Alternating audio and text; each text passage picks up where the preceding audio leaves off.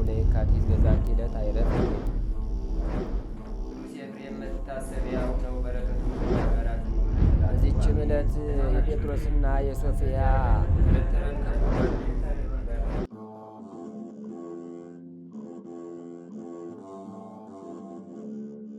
በስመ አብ ወወልድ ወመንፈስ ቅዱስ አሐዱ አምላክ አማስሩ ወሰኒዩ ለሰኔ በዛቲ ዕለት ያብዕሉ ተዝካረ ክቡር መልአክ ሚካኤል ሊቀ መላእክት። አንድ አምላክ በሆነ በአብ በወልድ በመንፈስ ቅዱስ ስም ሰኔ 12 በዚች ዕለት የከበረ የመላእክት አለቃ የመልአኩ የቅዱስ ሚካኤል መታሰቢያውን በዓል ያከብራሉ። የሚያከብሩበትም ምክንያት እንዲህ ነው። እስክንድሪያ በምትባል ከተማ አክላወባጥራ የተባለች ንግሥት የንጉሥ በጥሊሞስ ልጅ ዙሃል በሚባል ኮከብ ስም ያሰራችው ታላቅ ምኩራብ ነበረና በየዓመቱ ሰኔ በባተ በ12 ቀን በዚያ በምኩራብ ሕዝቡ ተሰብስቦ ታላቅ በዓል ያደርጉ ነበር። በዚያም ምኩራብ ውስጥ ዙሃል የሚባል ታላቅ የነሐስ ጣዖት ነበረና በዓሉ በሚከበርበት ዕለት ብዙ ፍሪዳዎችን ያርዱለት ነበር። አባ ለእስክንድሮስም እስከ ተሾመበት ዘመን ድረስ ለዚያ ጣዖት እንዲህ ሲያደርጉ ኖሩ። ይኸውም 300 ዓመተ ምህረት ተፈጽሞ በአራተኛው ምዕት ውስጥ ነበር።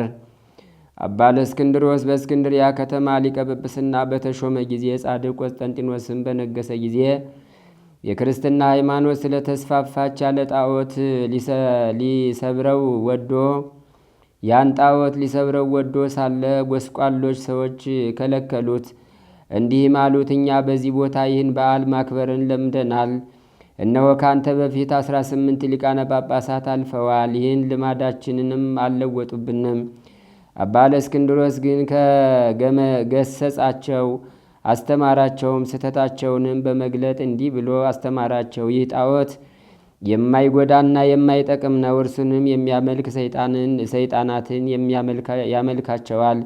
ምክሬንስ ብትሰሙ ቀድሞ እንደነበረ አድርጌ ይህን በዓል እሰራላችኋለሁ። ይኸውም ጣዖቱን እንድሰብረው ምኩራቡንም እንድንባርከውና በከበረ መልአክ በመላእክት አለቃ በቅዱስ ሚካኤል ስም ቤተ ክርስቲያን አድርገን እንድንሰይመው ነው። እኛም ይህን ታላቅ በዓል እንሰራለን። የሚታረዱትም ላሞችና በጎች ለድሆችና ለጦም አዳሪዎች ለችግረኞችም በከበረው መልአክ ስም ምግብ ይሁኑ።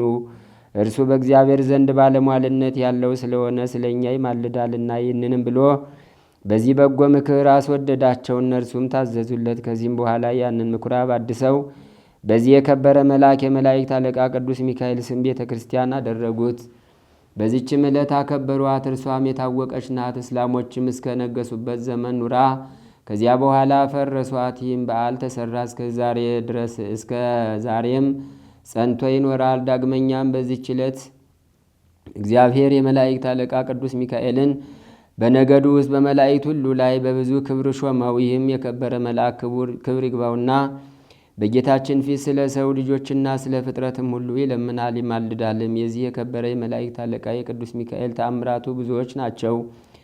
ከእነርሱም አንዱ ይህ ነው። እግዚአብሔርን የሚፈራ አንድ ሰው ነበረ። እርሱም የከበረ ሚካኤልን የበዓሉን መታሰቢያ በየወሩ በ12ኛው ቀን ይልቁንም በሰኔና በኅዳር ወር አብልጦ ያከብር ነበር።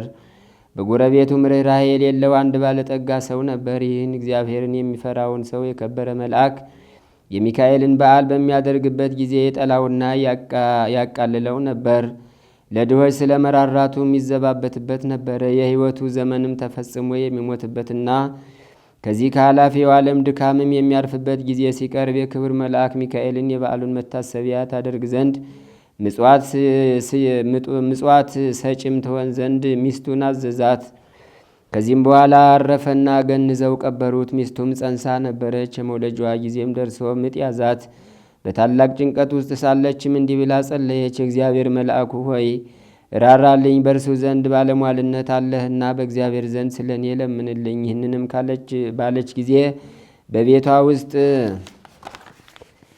ብርሃን በራ፣ ከችግርም ዳነች። መልኩ ውብ የሆነ ወንድ ልጅንም ወለደች። የእግዚአብሔርን መልእክተኛ ቅዱስ ሚካኤል ከሰማይ ወርዶ ሕፃኑን እንዲህ ብሎ ባረከው። ርኅራኄ የሌለውን የዚህን ባለጸጋ ገንዘብና ሀብት ጥሪቱንም ሁሉ ይህ ሕፃን እንዲወርስ እግዚአብሔር አዟል። ባለጸጋውም በቤቱ በአልጋው ላይ ሳለ ጌታ ጆሮውን ከፍቶለት ይህን ነገር ከመልአኩ ሰማ። ይህንንም በሰማ ጊዜ ታላቅ ሐዘን ደረሰበት። ሕፃኑንም የሚገድልበትን ምክንያት ይፈልግ ጀመረ። ነገር ግን ክብር ይግባውና ጌታ ይጠብቀው ነበር። ከዚህም በኋላ ያ ባለጸጋ ምክንያት አዘጋጅቶ የሚያገለግለኝ ልጅ የሆነኝ ዘንድ ልጅሽን ስጭኝ፣ እኔም እየመገብኩና እያለበስኩ አሳድገዋለሁ፣ ለአንቺም 20 ወቄት ወርቅ እሰጥሻለሁ አላት። ይህንንም ነገር ከባለጸጋው በሰማች ጊዜ ስለ ችግሯ እጅግ ደስ አላት። ልጇንም ሰጠችው። እርሱም 20ውን ወቄት ወርቅ ሰጣት። ልጇንም ወስደው የምሻው ተፈጸመልኝ ብሎ ደስ አለው። ከዚህም በኋላ በልጁ ቁመት ልክ ሳጥን አሰርቶ ሕፃኑን በሳጥኑ ውስጥ አስገብቶ ዘጋበት። እስከ ባሕርም ተሸክመው ወስደው በባሕር ጣሉት። ክብር ይግባውና በጌታችን ፈቃድ ያ ሳጥን ሳይሰጥም ከዚያች አገር 20 ቀን መንገድ ያህል ርቃ ወደምትገኝ ወደ አንዲት አገር ወደብ እስከሚደርስ በባሕሩ ላይ ተንሳፈፈ። በባሕሩም አካባቢ በጎቹን አሰማርቶ የሚጠብቅ አንድ ሰው ነበርና ሳጥኑን በውሃ ላይ ተንሳፎ አየው። እርሱም ከባሕሩ አውጥቶ ወደ ቤቱ ወሰደው። ይህንንም ሳጥን እንዴት እንደሚከፍተው ያስብ ጀመረ። ይህንንም ሲያስብ ወደ ባሕሩ ይሄድ ዘንድ ጌታችን በልቡናው ሐሳብ አሳደረበት። ወዲያውኑም ተነስቶ ወደ ባሕሩ ሄደና አንድ ዓሣ የሚያጠምድ ሰው አገኘ። ዓሣ አጥማጁንም መረብህን በእኔ ስም ጣል፣ ለሚያዘውም ዓሣ ዋጋውን እሰጥሃለሁ አለው። አጥማጁም እንዳለው እንዳደረገ ያን ጊዜም ታላቅ ዓሣ ተያዘ። ዋጋውንም ሰጥቶ ዓሣውን ተቀበለ። ዓሣውንም ይዞ ወደ ቤቱ ሄደ። ለራትም ይጠብሰው ዘንድ አረደው። በሆዱም ውስጥ መክፈቻ አገኘ። በልቡም መክፈቻ ይህን ሳጥን ይከፍተው ይሆን አለ። በሳጥኑ ቀዳዳም ባስገባው ጊዜ ፈጥኖ ተከፈተ። በውስጡም ይህን ታናሽ ብላቴና አገኘ። ልጅ የለውም ነበርና ታላቅ ደስታ ደስ አለው። ጌታችንንም አመሰገነው። ሕፃኑንም በመልካም አስተዳደግ አሳደገው። ሕፃኑም አድጎ ጎልማሳ ሆነ። ከብዙ ዘመናትም በኋላ ያ ባለጸጋ ተነስቶ ወደዚያ ሀገር ሄደ። በመሸም ጊዜ ወደ በግ ጠባቂው ደጅ ደረሰ። በግ ጠባቂውን እስከ ነገ የምናድርበት ማደሪያ ባንተ ዘንድ እናገኛለን፣ ኪራዩንም እንሰጥሃለን አለው። በግ አርቢውም እንዳልክ ይሁንና እደር አለው። ባለጸጋውም በዚያ አደረ። ራት በሚቀርብም ጊዜ ሕፃኑን ባሕራን ብሎ ጠራው። ባለጸጋውም ሰምቶ ልጅህ ነውን ብሎ ጠየቀው። በግ ጠባቂውም አዎን፣ ታናሽ ሕፃን ሆኖ ሳለ ከባሕር አግኝቸዋለሁና እግዚአብሔር የሰጠኝ ልጄ ነው አለው። ባለጸጋውም በምን ዘመን አገኘኸው አለው። እርሱም ከ20 ዓመት በፊት ብሎ መለሰለት። ያን ጊዜም እርሱ ወደ ባሕር የጣለው መሆኑን አውቆ እጅግ አዘነ። በማግስቱም ጎዳናውን ሊጓዝ በተነሳ ጊዜ ሰይጣናዊ ምክንያት አመካኝቶ በግ ጠባቂውን እንዲህ አለው፣ እገሊት ወደምትባል አገር በቤቴ የረሳሁት ጉዳይ ስላለ እንድልከው ልጅህን ትሰጠኝ ዘንድ ሻለው። እኔም የድካሙን ዋጋውን 20 ወቄት ወርቅ እሰጥሃለሁ አለው። የብላቴናውም አባት ስለ ገንዘቡ ደስ ብሎት ልጁ ባሕራንን ሰጠው። እንዲህም ብሎ አዘዘው፣ ልጅ ባሕራን የከበረ ሰው ስለ ጉዳዩ ውስጥ ወደ ቤቱ ይልክ ዘንድ ና፣ ወደ ቤትም በሰላም ትመለሳለህ። ባሕራንም አባቴ ወይ እሺ፣ በጎ ያዘዝከኝን ሁሉ አደርጋለሁ አለ። ያን ጊዜም ባለጸጋው ወደ መጋቢው እንዲህ ብሎ በደብዳቤ ጻፈ። ይህችን ደብዳቤ በምታነባት ጊዜ ደብዳቤዋን ይዞ የመጣውን ገድለህ በጉድጓድ ውስጥ ጣለው፣ ማንም አይወቅ። በመካከላቸውም የሚተዋወቁበትን ምልክት ጽፎ አሸጋት። ለባሕራንም ሰጠው። ለመንገዱም የሚሆነውን ስንቅ ሰጠው። ባሕራንም ተነስቶ ጉዞውን ጀመረ። ሲጓዝም ሰንብቶ የአንዲት ቀን ጉዞ ሲቀረው ነው የመላእክት አለቃ የከበረ መልአክ ቅዱስ ሚካኤል በንጉሥ ጭፍራ አምሳል በነጭ ፈረስ ላይ ተቀምጦ አንተ ጎልማሳ የያዝከው ምንድን ነው አለ። ወደ ገሌ አገር ወደ ቤቱ ለማድረስ ከአንድ ባለጸጋ የተጻፈች መልእክት ናት አለው። ያችን ደብዳቤ ያሳየኝ አለው። እርሱም ስለፈራ ሰጠው። በዚያን ጊዜም የከበረ መልአክ ቅዱስ ሚካኤል ያችን የሞት መልእክት ደመሰሳት።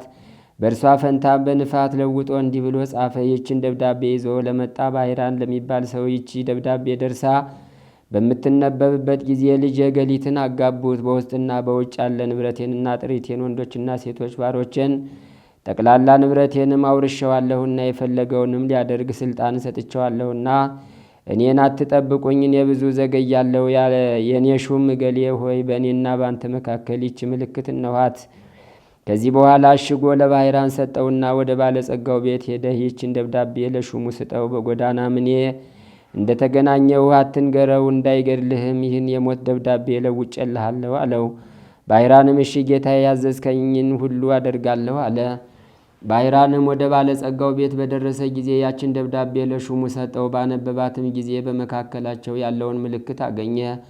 አስተውሎም እርግጠኛ እንደሆነ አወቀ። ከዚህም በኋላ ለባይራን ሰርግ አዘጋጅቶ እንደሚገባ በቤተ ክርስቲያን ስርዓት በተክሊል የባለጸጋውን ልጅ አጋቡት።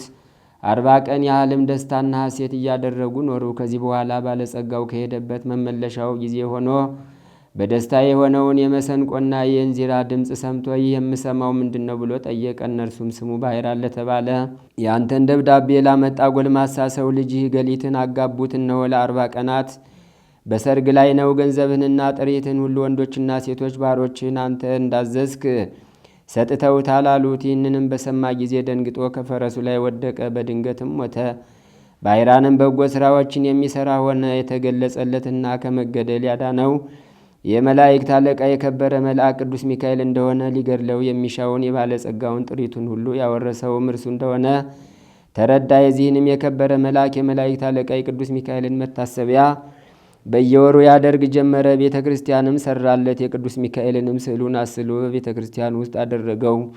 ከእርሱም ብዙዎች ድንቆች ታምራቶች ተገለጡ። ባሕራንም ቅስና ተሹሞ እስከ ዕለተ ሞቱ በዚያች ቤተ ክርስቲያን ውስጥ የሚያገለግል ሆኖ ኖረ። በዚህ በከበረ የመላእክት አለቃ ቅዱስ ሚካኤል አማላጅነት ከእናቱና ከአባቱ ከልጆቹም ጋር የዘላለም ሕይወትን ወረሰ። መድኃኒታችን በተነሳበት ቀን ይህ ክቡር መልአክ ቅዱስ ሚካኤል ከውስጠኛው መጋረጃ ውስጥ ገብቶ በክብር ባለቤት ፊት እንዲህ እያለ ይለምናል። እውነት ስለሆነ ቃል ኪዳን በምድር መታሰቢያዬን የሚያደርጉትን የምትምርልኝ ዘንድ ፈጣሪ ሆይን የአገልጋይህና መልእክተኛ ከቸርነት ለምናለው። አንተ መሐሪና ይቅር ባይ ነህና። የክብር ባለቤት ጌታችንም እንዲህ ብሎ ይመልስለታል። የመንፈሳውያን ሰማያውያን መላእክት አለቃቸው ቅዱስ ሚካኤል ወይ መታሰቢያን የሚያደርገውን ሁሉ መሸከም እንደምትችል ከሲኦል 3 ጊዜ በክንፎች ተሸክመ እንድታወጣ ነው እኔ ያዝዥሃለሁ። ይህንንም ቃል በሰማ ጊዜ እጅግ ደስ ብሎት የበዓሉን መታሰቢያ ከሚያደርጉት በክንፎቹ ተሸክሞ የእሳቱን ባሕር አሳለፋቸው። እነርሱንም ከብቻው ጌታ በቀር የሚቆጥራቸው የለም። ስለዚህም የዚህን ታላቅ የከበረ መልአክ አለቃ የከበረ የመላእክት አለቃ ሚካኤልን የበዓሉን መታሰቢያ ለማድረግ መታገል ይገባናል። እርሱ ከሰይጣን ወጥመድ ያድነን ዘንድ በዘመናችን ሁሉም ይጠብቀን ዘንድ ኃጢአታችንንም ያስተሰርይ ዘንድ መከራችንንም ያርቅ ዘንድ የምድራችንንም ፍሬ ባርክ ዘንድ ፈቃዱንም ለመስራት ይረዳን ዘንድ ከእኛ ወገን የሞቱትን ረፍተ ነፍስ ይሰጥ ዘንድ ወደ መንገድ የሄዱ አባቶቻችንና ወንድሞቻችንን ወደ ቤቶቻቸው በሰላም በጤና ይመልሳቸው ዘንድ በመካከላችንም ፍቅር ያደርግልን ዘንድ እስከ መጨረሻይቱ ምቅታ ድረስ በቀናች ሃይማኖት ያጸናን ዘንድ በእግዚአብሔር ፊት ስለ እኛ ይለምናልና። የክርስቶስ ወገኖች የሆኑ መኳንንቶቻችንም ጠብቆ በወንበሮቻቸው ላይ ያጸናቸው ዘንድ የሳቱትንም ወደ ቀናች ሃይማኖቱ ይመልሳቸው ዘንድ ለእግዚአብሔርም ምስጋና ይሁን። እኛንም በዚህ መልአክ አማላጅነት ይማረን ለዘላለሙ አሜን። ሰላም ለሚካኤል መሐሪ ውእቱ ወተአዛዚ ለሰብ በዲበ ሰናይቱ ለቀርነ ዝንቱ መልአክ በድምፀ ንፋቱ በከመ ኮነ ቀዳሚ ውስተ ሰማያት ዕርገቱ ለእግዚአብሔር ይከውን ዳግመ ምጽአቱ። ተአምሪሁ ለቅዱስ ሚካኤል ሊቀ መላእክት ዘስኡል በነበልባል ተንብልናሁ አስተበቁቱ ያሉ ምስለ ኩልን ህዝበ ክርስቲያን ለዓለም ዓለም አሜን።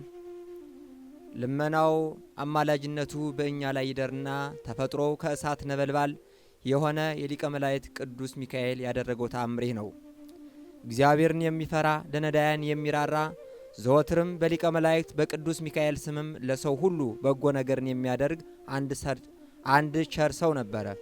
በጎ ስራን የሚጠላ የአዳም ልጆች ጠላት ሰይጣን ይህንን ባየ ጊዜ ቀናበት፣ ክፉ ጽኑ ደዌንም አመጣበት፣ ጎባጣም ሆነ።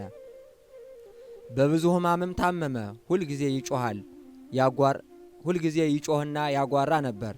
ደዌውም ጸንቶበታልና ከደዌው ጽናት የተነሳ ከምኝታው መነሳት ስለተሳነው ዘመዶቹና ጎረቤቶቹ በድብቅ በስውር ተሸክመው ይወስዱት ዘንድ ለመናቸው። እነርሱም በሌሊት ሰው ሳያውቅ ወደ ሊቀ መላእክት ቅዱስ ሚካኤል ቤተ ክርስቲያን ወሰዱት። በክቡር ሊቀ መላእክት ቅዱስ ሚካኤል ስዕል ስርም ወስደው በዚያ አኖሩት። ከዚህም በኋላ ይህ ሕመምተኛ በጽኑ ልቡና ወደ ቅዱስ ሚካኤል ሊቀ መላእክት ጌታዬ ሆይ እኔ ባሪያህ አገልጋይህ በጸሎትህ አምኜ ዝክርህን ስዘክር እኖር ነበርና እርዳኝ። ካገኘኝ ከዚህ ደዌ በሽታም ፈጽመህ አድነኝ እያለ ይማጸን ጀመር። እንዲህም እያለ ከለቅሶው ጋር መሪር እንባን በማፍሰስ ደረቱን እየደቃ እየመታም አለቀሰ። እንዲህም ሆነ። እንዲህም እየሆነ ሳለ በአንዲት ቀንም መንፈቀ ሌሊት በሆነ ጊዜ ታላቅ ብርሃን በላዩ በራ። ከብርሃኑም ውስጥ ሊቀ መላእክት ቅዱስ ሚካኤል ተነስ፣ እግዚአብሔር ከዚህ ደዌ ፈውሶሃል ሲል ተገልጾ ተነጋገረው። ይህ የታመመው ሰውም መልአኩ በዚህ በሚያስጨንቅ ደዌ ተይዤ ሲጨነቅ እያየኸኝ ለምን ዘገየ? ፈጥነህስ ያልጎበኘኸኝ ለምንድን ነው አለው። ሊቀ መላእክት ቅዱስ ሚካኤል መልሶ እነሆ እግዚአብሔር ፈውሶሃል፣ ጤንነትንም ሰጥቶሃል። ከዚህ የከፋ መከራ እንዳያገኝህ ዳግመኛ አትበድል፣ ኃጢአትም አትስራ ብሎ እጁን ዘርግቶ ሁለንተናውን እየዳሰሰ ተነስ ሂድ፣ እግዚአብሔርም ፈጽሞ አድኖሃልና አለው። ያን ጊዜም ከእንቅልፉ ነቅቶ ተነስቶም በእግሩ ቆሞም ሄደ። ያዳነውን እግዚአብሔርንና በአማላጅነቱ ኃይል የረዳውን የከበረ ቅዱስ ሚካኤልንም አመሰገነ። ከደዌውም ስለ ዳነ ፈጽሞ ደስ አለው። በሊቀ መላእክት ቅዱስ ሚካኤል ስዕል ፊትም እየሰገደ እየዘመረ በፍጹም ደስታ አመሰገነ። ሕዝቡም ሁሉ ይህን ተአምራት ባዩ ጊዜ የሊቀ መላእክት ቅዱስ ሚካኤልን ክብር ገናናነቱንም አደነቁ፣ ምስጋናውንም አበዙ። የትሩፋቱንም ዜና ተአምራቱን ሁሉ አይተዋልና ሰምተውም ያደንቁ ዘንድ ለሰው ሁሉ ነገሩ። ያ የዳነው ሰውም ከቀድሞው ይልቅ አብልጦ በጎ ሥራን ሠራ። በይቅርታ መልእክተኛ ሊቀ መላእክት ቅዱስ ሚካኤል አማላጅነትም ፍጹም መንግሥተ ሰማያትን እስኪወርስ ድረስ በየወሩ በ12 ቀን ዝክሩን መዘከሩን አልተወም፣ ችላም አላለም። የክብር ባለቤት አምላካችን እግዚአብሔር በሊቀ መላእክት ቅዱስ ሚካኤል አማላጅነት እርሱ የጥምቀት ልጆች የሆንን ሁላችንም ያድነን፣ ከደዌ ኃጢአት ይጠብቀን፣ ዕለት ዕለት ከሚመጣብን ድንገተኛ ሞትም ይሰውረን። ሊቀ መላእክት ቅዱስ ሚካኤልም በነበልባል እሳታዊ ክንፉ ከክፉ ወጥመድም ያውጣን ይጠብቀን ለዘላለሙ አሜን።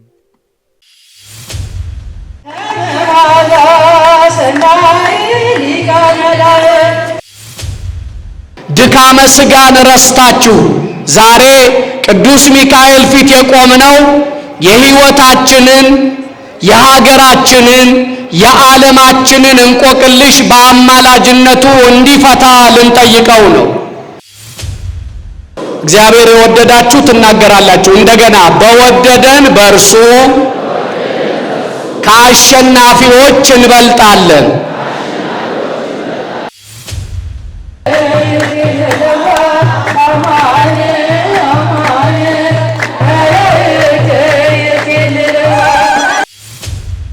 ክርስቲያን የአሸናፊዎች አሸናፊ ነው።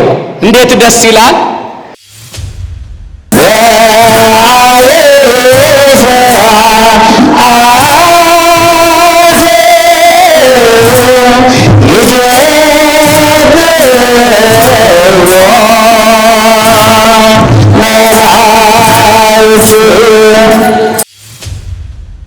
የአሸናፊዎች አሸናፊ ሆነው የቅዱስ ሚካኤል ባለሟሎች የተገለጡበት ልዩ ቀን ነው።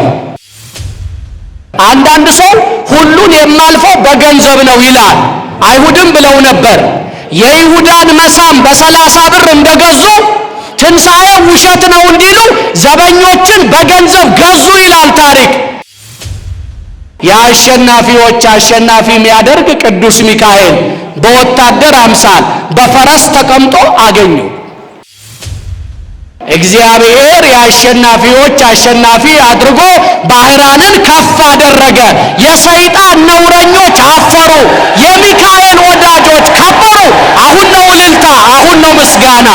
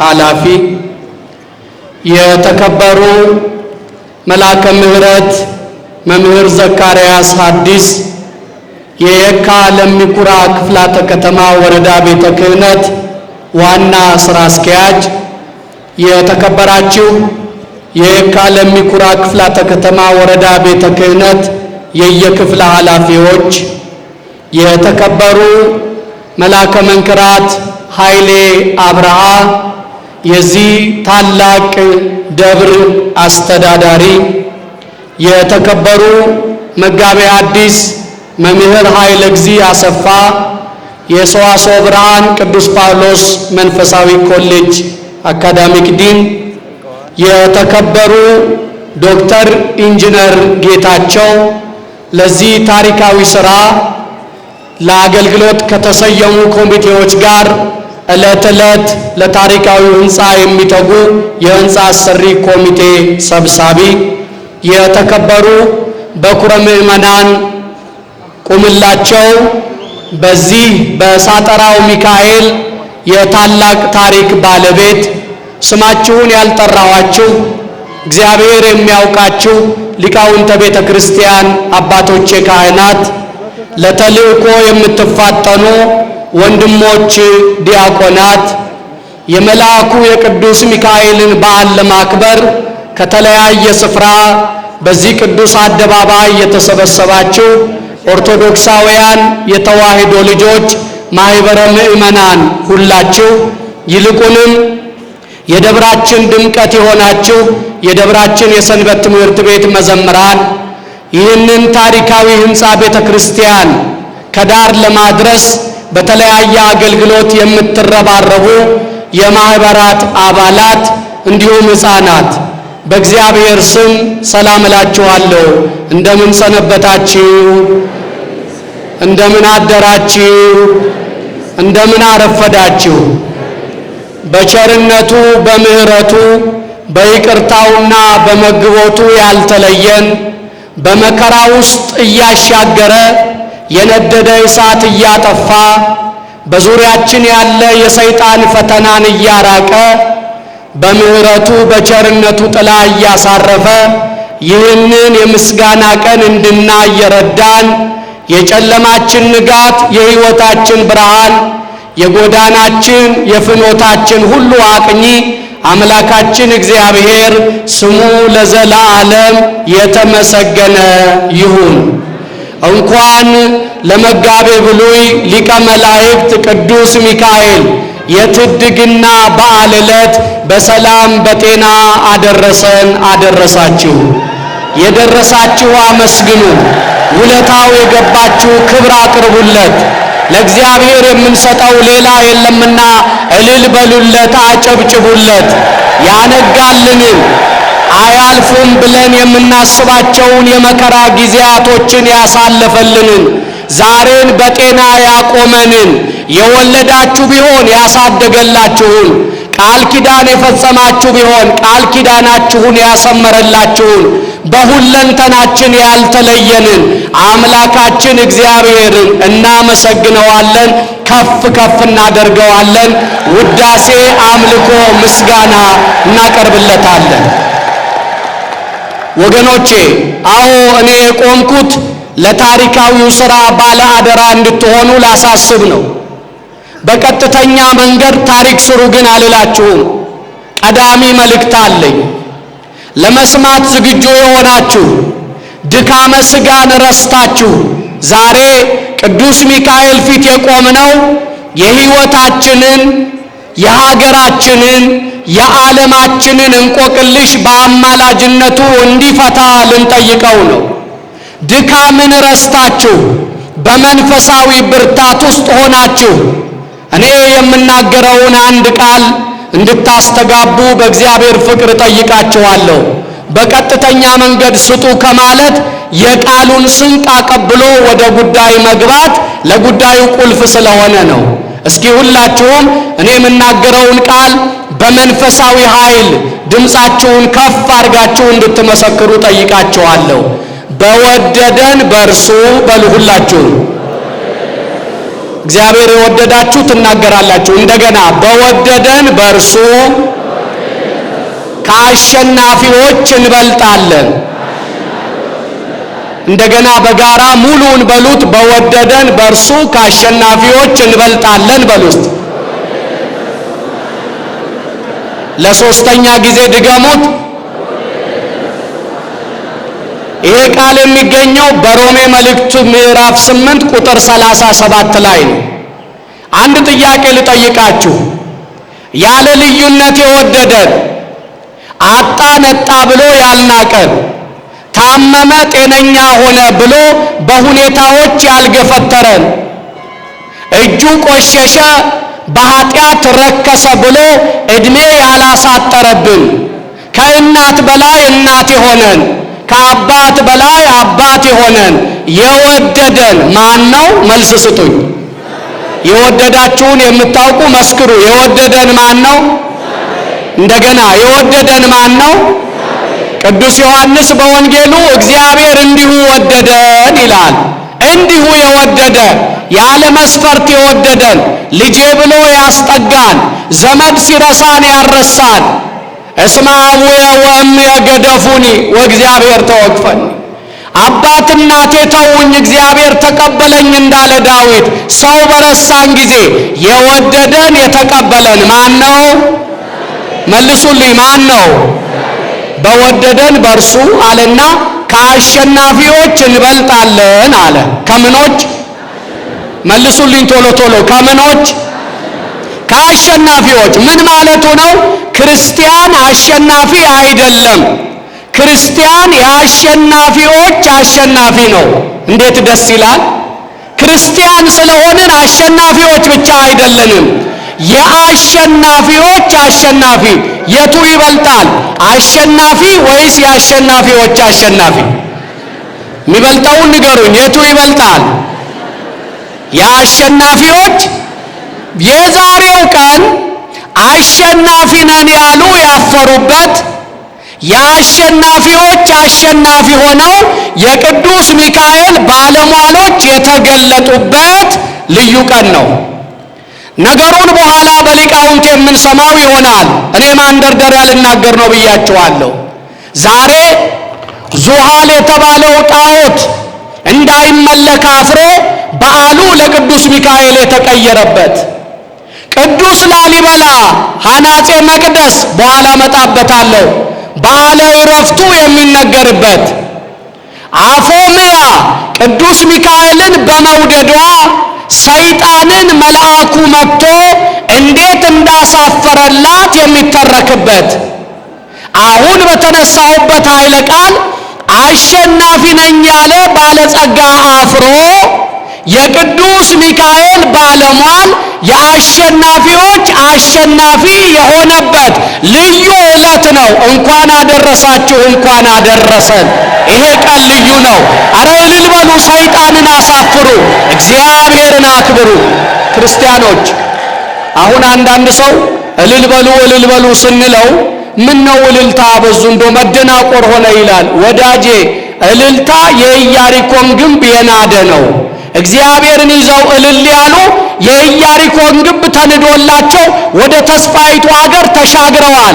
በሽታችን፣ ችግራችን፣ አስጨናቂዎቻችን እንዲርዱ እንዲፈርሱ የምንፈልግ ከሆነ በእግዚአብሔር ቤት እልል እንላለን። እልልታችን ብዙ ይንዳል፣ እልልታችን ብዙ ያደርጋል። እንዲህ ሆነ። የአሸናፊዎች አሸናፊ ላይ ነኝ። የቱን ያርግልን እግዚአብሔር? አሸናፊ ያርገን፣ የአሸናፊዎች አሸናፊ። እስቲ የአሸናፊዎች አሸናፊ ምትሉ እጃችሁን ከፍ አድርጉት። ቆይ አሸናፊ እንሁን፣ የአሸናፊዎች አሸናፊ። አረ ድምጻችሁ አልተሰማኝም። አሸናፊ እንሁን፣ የአሸናፊዎች አሸናፊ። አሜን ያርገን። መጀመሪያ እልል በሉበት እስቲ። መቼም የአሸናፊዎች አሸናፊ መሆን በዋዛ አይገኝም። ይገኛል ወይ? እንዲህ ሆነ። ነገረ ባህራን በኋላ የሚተረክ ቢሆንም ባህራን አባትና እናት እግዚአብሔርን ፈርተው መልአኩ ቅዱስ ሚካኤልን አክብረው ይኖሩ ነበረ። አባት ልጅ ሳይወለድ በአረፍተ ዘመን ተገደበ። እናት የመውለጃዋ ጊዜ ደርሶ ልትወልድ ስትል መልአኩ ቅዱስ ሚካኤል የምስራች አላት። የምትወልጂው ደግ ልጅ ነው፣ እንዲያውም የጎረቤትሽን የባለጸጋውን ንብረት የሚወርስ ነው አላት። ቅዱስ ሚካኤል ይሄንን ምስጢር ሲነግራት እግዚአብሔር ባወቀ ጥበብ እቤቱ የተኛው ባለጸጋ ያዳምጥ ነበረ። ባለጸጋው ይጨነቃል። ድሃ ሆነው ጎረቤቶቹ ዕለት ዕለት ይዘክራሉ። ስጡ ሲባሉ ይሰጣሉ፣ አምጡ ሲባሉ ያመጣሉ። ባለጸጋው ደግሞ በፕሮግራም ነው የሚመራው። አሁን አንዳንድ ሰው እኔ የምመራው በፕሮግራም ነው፣ ያለ ፕሮግራም አልሰጥም ሊል ይችላል። ልመጣ ነው ወደ ገንዘብ። በደንብ ተረዱ። ያለ ፕሮግራም ነው ይላል። ወዳጄ በፕሮግራም ኑሮ ቢቃና ኖሮ ፕሮግራም አውጥተው የኖሩ ብዙ ሰዎች በገንዘባቸው ጤናቸውን መልሰው ሀብታቸውን አደራጅተው እንደተንደላቀቁ ይኖሩ ነበረ። የመኖሪያ ፕሮግራም የእኛ እቅድ ሳይሆን የእግዚአብሔር ውሳኔ ነው። ባለጸጋው ድሃ ሆነው እንዴት ይመጸውታሉ? ይደነግጣል። በጊዜው ጊዜ ልጁ ተወለደ፣ አደገ። ወራሽ ነው የሚለውን ቃል ስለሰማ ገና በልጅነቱ መግደል አለብኝ ብሎ አሰበ። በድህነት ጎኗ ገብቶ እናቲቱን ልጅሽን ላሳድግልሽ ይህንን 20 ብር ተቀበይኝ አላት። በ20 ብር ልጇን ሊያሳድግ ወሰደ። እሺ ብላ በባደጎነት ሰጠችው። የሰውየው እቅድ ሌላ ስለነበረ በሳጥን አርጎ ባህር ላይ ጣለው። ጨረስኩ አለ። አሸነፍኩ አለ። ድል አደረግኩ አለ። እሱ ባህር ላይ የጣለውን ልጅ 21 ቀን ነፋስ ሲያንገዋልለው ቆይቶ አንድ በግ የሚጠብቅ እረኛ ከወንዝ ዳር እንዲያገኘው አደረገ። ሳጥኑን ይዞ ቤቱ ገባ። ሳጥኑን ቢያየው ተቆልፏል፣ ሊከፍተው አልቻለም። ወደ አሳ አጥማጅ ሄዶ በስሜ አሳ አጥምድ አለው። አሳ አጠመደለት። የተጠመደውን አሳ ሆዱን ቢቀደው ቁልፍ አገኘ።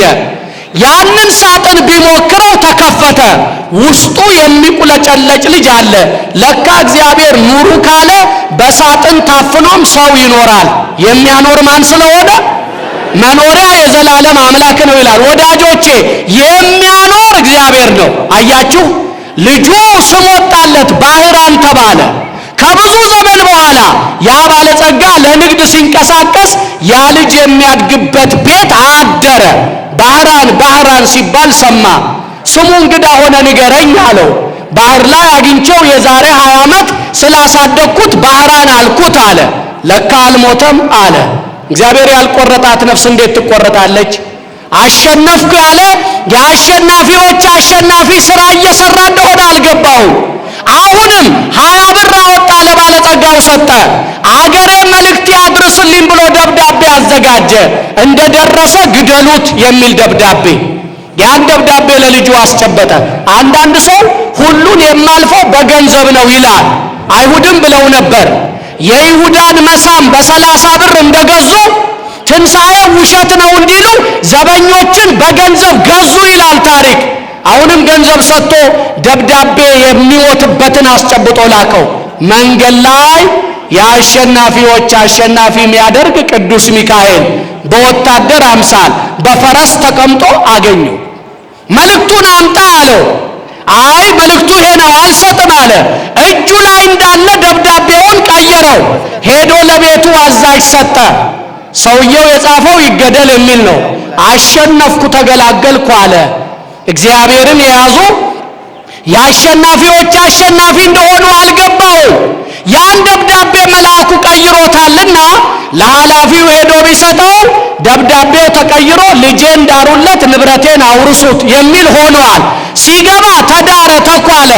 እቤቱ ኦታ ውካታ ሆኖ ባለጸጋው ቢመጣ ልጄን ዳሩለት፣ ንብረቴን ይውረስ ያልከው ልጅ ተዳረችለት፣ ንብረትህን ወረሰ አሉት። በድንጋጤ ሞተ። እግዚአብሔር የአሸናፊዎች አሸናፊ አድርጎ ባህራንን ከፍ አደረገ። የሰይጣን ነውረኞች አፈሩ፣ የሚካኤል ወዳጆች ከበሩ። አሁን ነው እልልታ፣ አሁን ነው ምስጋና፣ አሁን ነው ጭብጨባ፣ አሁን ነው ውዳሴ፣ አሁን ነው እልልታ። በደንብ ከፍ አድርጋችሁ እልል በሉ። እንግዲያው መልሱልኝ። ቅዱስ ሚካኤልን የያዘ የወደደኝ አባት ያለ ምክንያት ያቀረበኝ አባት እግዚአብሔር አለልኝ ያለ የአሸናፊዎች መልሱልኝ፣ የአሸናፊዎች። ስለዚህ ማንን እንያዝ? እግዚአብሔርን። መንገድ የሚያቀና መልአክ ማንን እንያዝ? ቅዱስ ሚካኤልን። ደብዳቤያችን የሞት ቢሆን ለሕይወት የሚቀይረውን አማላጅ ማንን እንያዝ? ያን ጊዜ የአሸናፊዎች አሸናፊ እንሆናለን። አሁን እልል በሉ፣ አመስግኑ ወገኖች። ይሄ ማንደርደሪያ ነው። ይሄ ማንደርደሪያ ነው። እኔ እኮ ነግጄ ማደር አልቻልኩም፣ ከሰርኩ። እኔ እኮ ሰርቼ ማሸነፍ አልቻልኩም፣ ጤና አጣሁ፣ ጉልበቴ ፈዘዘ፣ ዘመኔ ሄደ፣ እርጅና ተጫነኝ፣ ሁኔታዎች ተወሳሰቡብኝ። እኔ እኮ አመድ አፋሽ ነኝ፣ ብዙ ደግ ባደርግም ደግ አይመለስልኝም ብላችሁ አንገት የደፋችሁ የወደደ እግዚአብሔር አማላጅ የሚሆን ሚካኤል አላችሁ አለንና የአሸናፊዎች አሸናፊ ነን። ከእንግዲህ አንገት መጥፋት የለም። ቅዱስ ሚካኤል አለን። የአሸናፊዎች አሸናፊ ነን። አያችሁ ወገኖቼ ሁሉ በገንዘብ አይታለፍም። ይልቁኑ በገንዘባቸው የሚከብሩበት ዋጋ የሚያገኙበት ለእግዚአብሔር ሲባል የማይሳሱ ናቸው። ባለጸጋው በገንዘቡ ነውር ሰራበት፣ ኃጢአት ከወነበት፣ ሰው ገደለበት፣ ገፋበት። እግዚአብሔርን የሚያመልኩ የአሸናፊዎች አሸናፊ እንሁን ብለው ያመኑ በገንዘባቸው ይጸድቁበታል። ወገኖቼ ዳግም በዚህ አውደ ምሕረት እንድንገናኝ የረዳን እግዚአብሔርን አመሰግናለሁ። ከ6 ወር ቆይታ በኋላ ዛሬ እናንተ ፊት ለዚህ ታሪካዊ ሕንፃ ቤተ ክርስቲያን የሥራ ማጠቃለያ የሚሆን ታላቅ አስተዋጽኦ እንድታደርጉ ለመመስከር በመቆሜ አምላኬን አመሰግነዋለሁ። በዚህ አጋጣሚ ልብ ብላችሁ ስሙ። አንደኛ ይሄ የሳጠራው ሚካኤል ታሪካዊ ነው። የሳጠራው ሚካኤል በሉ እስቲ። አሁን የካቴድራሉን ተውት፣ የሳጠራው በሉ እስቲ። ከኔ በላይ ታውቁታላችሁ በሳጠራ እንዴት እንደነበረ። የሳጠራው ሚካኤል በሳጠራ እያለ ታሪክ የሚናገሩ ከኔ በላይ አዋቂዎቹ በቦታው መሰረታዊ አሻራ ያላቸው እነ መላከ ምሕረት ዘካርያስ አዲስ አሉ፣ ሌሎችም። የሳጠራው ሚካኤል ገና ሚካኤል ብላችሁ ስሙን በሙሉ ሳጠሩት እንደ ዓይን ጥቅሻ የሚደርስ እኔም በጥቂት ጊዜ አይቻለሁ።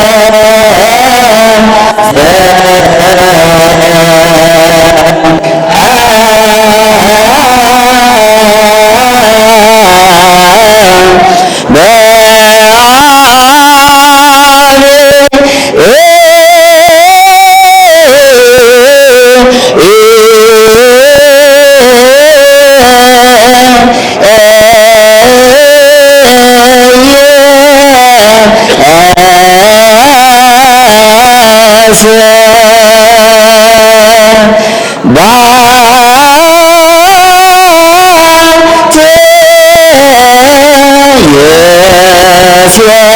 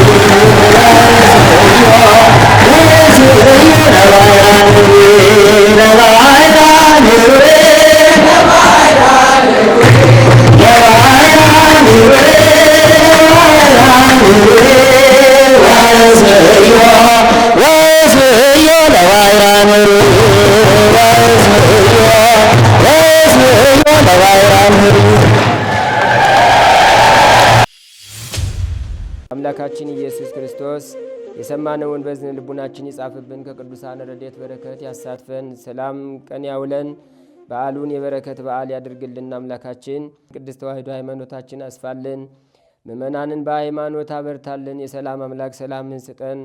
ቀኑን ባርከ ቀድሰ በሰላም አውለን። አቡነ ዘበሰማያት ይትቀደስ ስምከ ትምጻእ መንግሥትከ ወይኩን ፈቃድከ በከመ በሰማይ ከማሁ በምድር ሲሳየነ ዘለለ ዕለትነ ሀበነ ዮም ወኅድግ ለነ አበሳነ ወጌጋየነ ከመ ንሕነኒ ንኅድግ ለዘአበሰ ለነ ኢታብአነ እግዚኦ ውስተ መንሱት አላ አድኅነነ ወባልሐነ እምኩሉ እኩይ እስመ ዚአከ ይእቲ መንግሥት ኃይል ወስብሐት ለዓለመ ዓለም። በሰላመ ቅዱስ ገብርኤል መልአክ ኦ እግዝእትየ ማርያም ሰላም ለኪ ድንግል በሕሊናኪ ወድንግል በሥጋኪ እመ እግዚአብሔር ጸባኦት ሰላም ለኪ ቡሩክት አንቲ እምአንስት ወቡሩክ ፍሬ ከርስኪ ተፈሥሒ ፍሥሕት ኦ ምልዕተ ጸጋ እግዚአብሔር ምስሌኪ ሰአሊ ወጸልይ ምህረታ በፍቅር ወልድኪ ኢየሱስ ክርስቶስ ከመ ይስራይ ለነ ኃጣውኢነ ተማኅፀነ ብኪ ኦ ተወካፌ ንስሐ ወሰራይ ኃጢአት ኢየሱስ ክርስቶስ ስረይ ኃጢአትየ ወኃጢአተ ኩሉ ሕዝብ ከማይሰራ ኃጢአት እግዚአብሔር ይፍታ።